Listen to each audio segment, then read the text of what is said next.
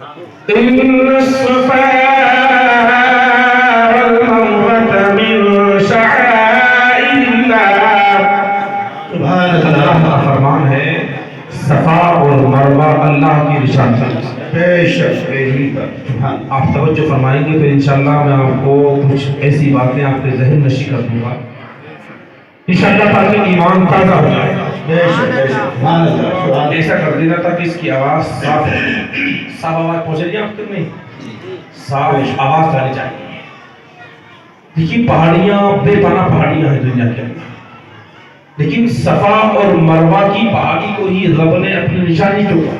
بے شک دوسرے مقام پر اللہ نے ارشاد فرمایا اقرأ باسم ربک الذی خلق. سبحان اللہ. اللہ نے ارشاد فرمایا اپنے رب کے نام سے محبوب تلاوت کرو، پڑھو.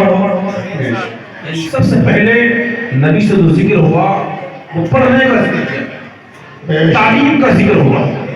رب کی بارگاہ سے اعلان ہوا نبی اے میرے محبوب تم دنیا میں گئے ہو لوگوں کو یہی پیغام دو اگر وہ انسان بننا چاہتے ہیں، اللہ کا قرب چاہتے ہیں، رب کے قرب پہچاننا چاہتے ہیں، رب کی صفات کو پہچاننا چاہتے ہیں، رب کا قرب چاہتے ہیں، اللہ والوں کا قرب چاہتے ہیں، ان سے کہو علم سیکھیں، علم سکھائیں. اس لیے کہ علم سیکھنے میں بھلائی ہے. اگر تم نے علم سیکھ لیا یہاں بھی تمہیں انسان بننے کا سلیقہ مل جائے گا اور اس کا انعام بارگاہ مولا میں دیا جائے گا. علم سیکھنے ہوگی. علم ایسا چیز ہے کہ انسان چاہے کیسے ہی خاندان کا ہو، کیسے ہی پریوار کا ہو، کیسے ہی قوم کا ہو، جب علم سیکھ جاتا ہے تو وہ اپنے وقت کا بادشاہ بن جاتا ہے. آج جو منبر پر بیٹھے ہوئے ہیں یہ سب علم کی تو وجہ ہے. علم نے کہاں سے کہاں پہنچا دیا، علم کی وجہ ہے. اس علم نے آج منبروں محرابوں پر کھڑا کر دیا. قاسم صاحب بول رہے تھے علم کی تو وجہ ہے. آپ نے اراکین کمیٹی نے ہم نے کیوں دعوت دی؟ اس لیے کہ عالم دین ہے، عالم ربانی ہے کہ بندہ چاہے کسی خاندان کا ہو، کسی قبیلے کا ہو، چاہے کسی بھی شہر کا رہنے والا ہو، اگر وہ اپنے اندر علم حاصل کر لیتا ہے، علم دین سیکھ لیتا ہے. اب نبی آخر الزمان فرماتے ہیں اب عام بندہ نہیں بلکہ نبیوں کا وارث بنا دیا.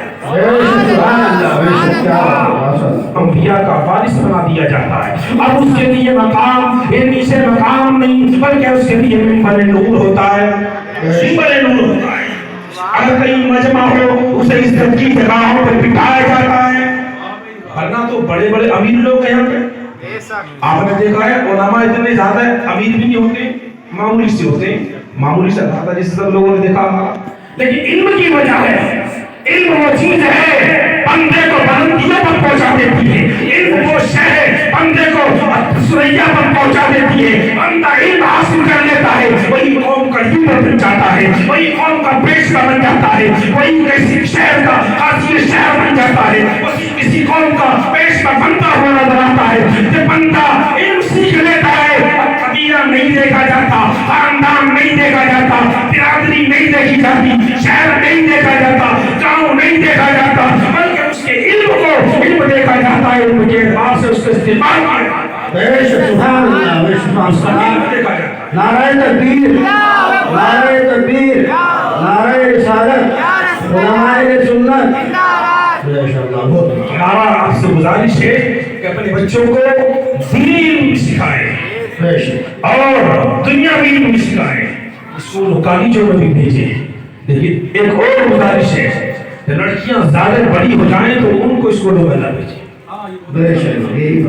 زیادہ بڑی ہو جائیں تو اسکولوں میں نہ بھیجیں، بلکہ ان کو صرف اتنا کہ گھر میں کام چلاؤ تعلیم حاصل کرنے کے لیے اتنا وہ کافی ہے. ورنہ علم دین کو سکھائیں، عالمہ بنائیں، قرآن کی تلاوت سکھائیں. جب وہ گھر میں قرآن کی تلاوت کرے رحمتوں کے فرشتے نازل ہو جاتے ہیں. جب اس کا بچہ اچھی قوم میں ہو تو وہ امام حسین کا غلام بنتا ہوا نظر آئے گا. جب وہ اپنی ماں کو سجدہ کرتے ہوئے دیکھے، نمازیں پڑھتے ہوئے دیکھے، وہ بچہ اپنے والد کی طرح نماز پڑھے گا، اپنی ماں کی طرح نماز پڑھے گا. قرآن پڑھیے، بچوں کو قرآن پڑھائیں.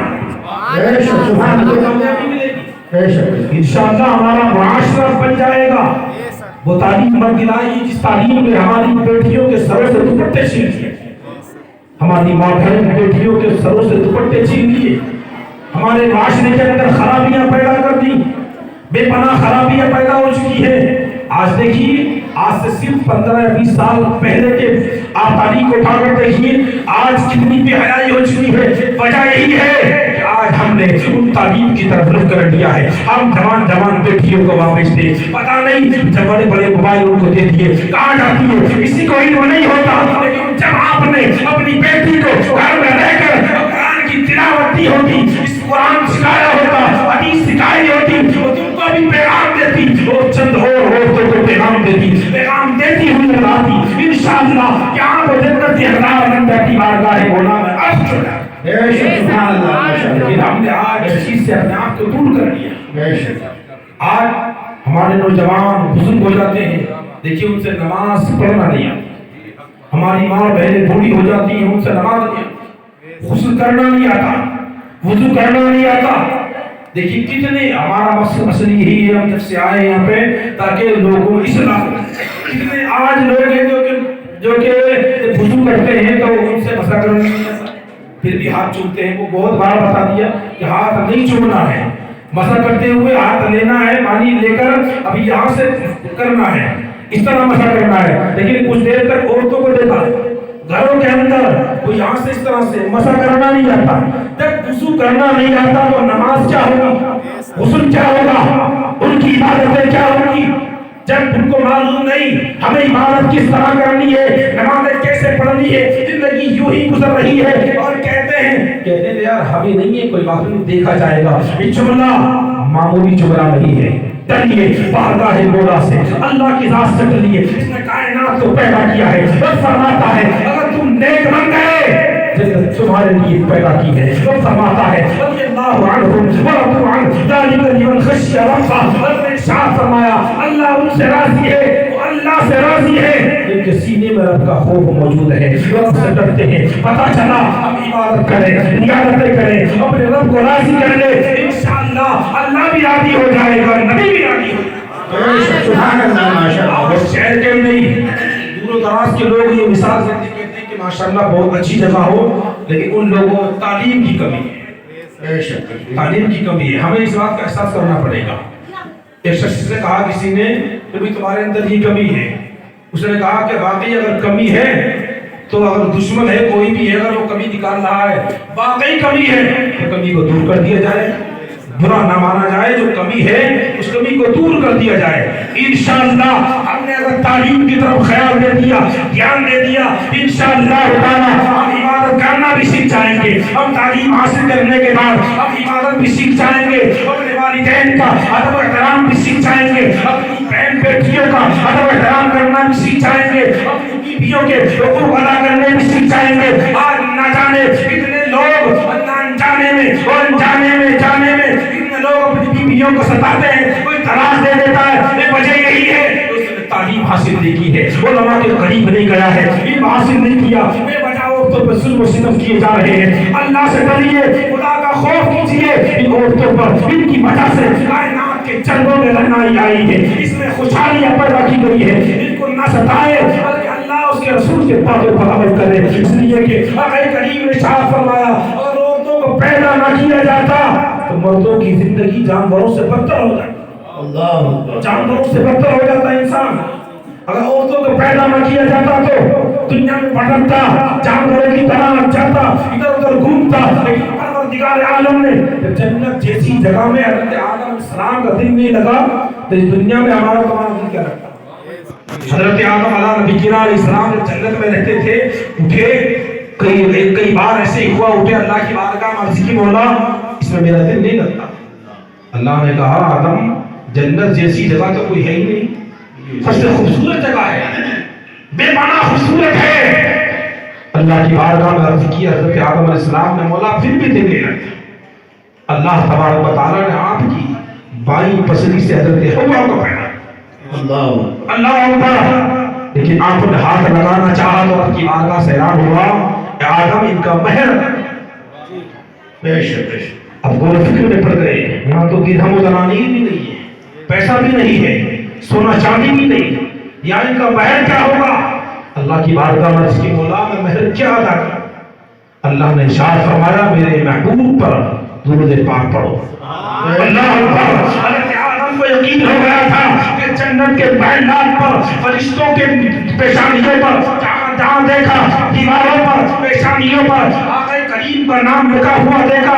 बल्कि बारगाह में अर्ज़ की मौला एक और बंदा है तेरा, इस हर जगह तेरे नाम के साथ में नाम लिखा हुआ है। बारगाह मौला हैरान हुआ, ए मेरे महबूब, ए आदम, हमने तुम्हें पैदा तो किया है लेकिन महबूब मेरा महबूब है, मोहम्मद बिन अब्दुल्लाह है, इस बात में तुम्हारी नस्लों में पैदा करेंगे। अल्लाह के मोहतरम, अल्लाह पर हज़रत आदम ने अर्ज़ की मौला मेरा दिल नहीं लगता। हज़रत आदम के लिए हज़रत हव्वा को पैदा किया। पता चला चाहे दुनिया हो आखिरत हो, इस औरत का बड़ा किरदार है। इसके अगर कदम किसी पहाड़ी से लग जाए, कुरान में रब फरमाता है इन्न सफा वल मरवा मिन शाइरिल्लाह, रब ने इरशाद फरमाया सफा और मरवा अल्लाह की निशानियों में से।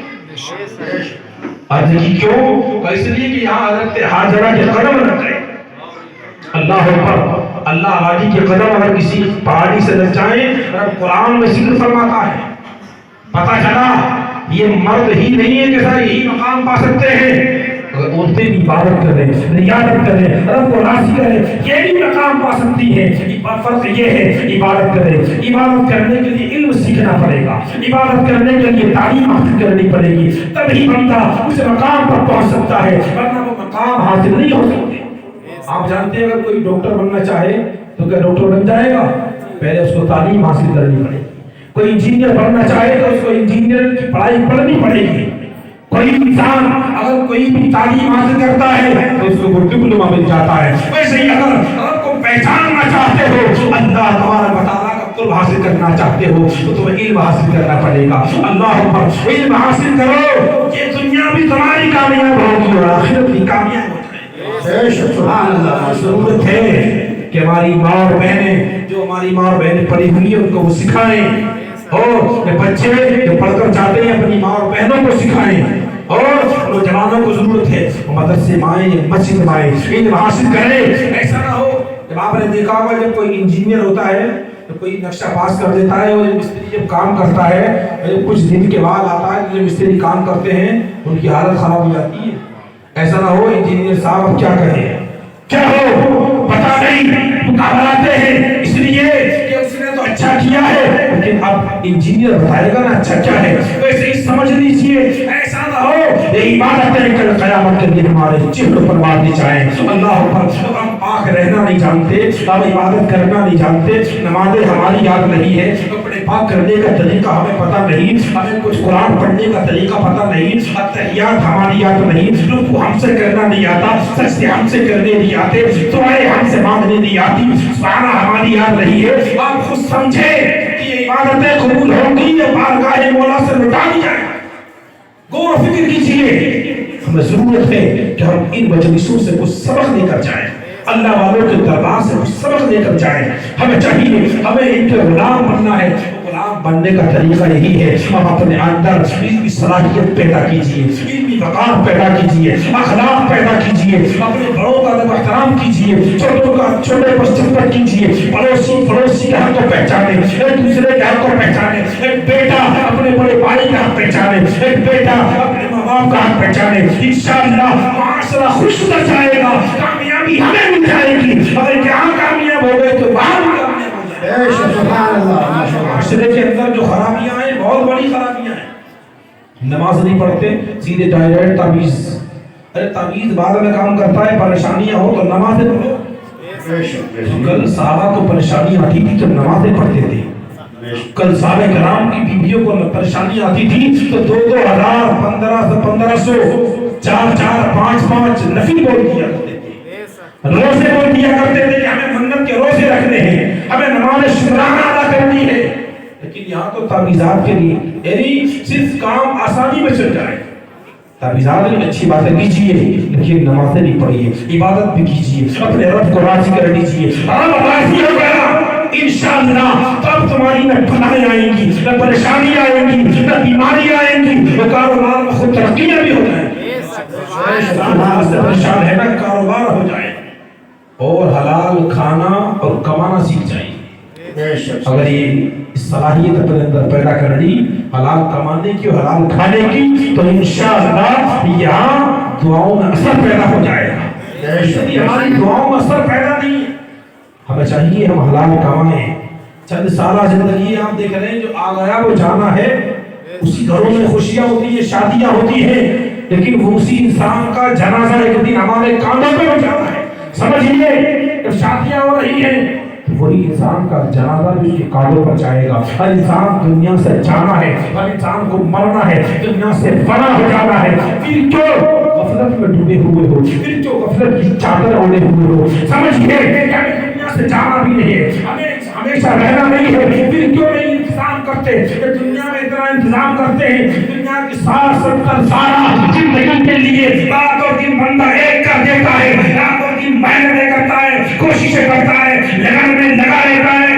آخرت کی زندگی کے بارے میں جو تمہیں خوف نہیں ہے, جو رب سے نہیں ڈرتے, جو عبادت نہیں کرتے, جو اللہ کی بارگاہ میں توبہ نہیں کرتے, وجہ یہی ہے کہ ہمارے سینوں میں رب کا خوف موجود نہیں ہے. اب خوف دور ہو چکا ہے, ہم نے حلال کھانا چھوڑ دیا ہے. وجہ یہی ہے آج ایک پڑوسی دوسرے پڑوسی کا حق مان رہا ہے, ایک بیٹا اپنے والد کو ستا رہا ہے, اپنی بیویوں کے چکر میں کوئی اپنی ماں کو ستا رہا ہے. سمجھیے ہر ایک کا حق ہے دوسرے پر. سمجھ چاہیے انشاءاللہ ہم اس معاملے کو سمجھ جائیں گے, یہاں بھی کامیابی ملے گی اور وہاں بھی.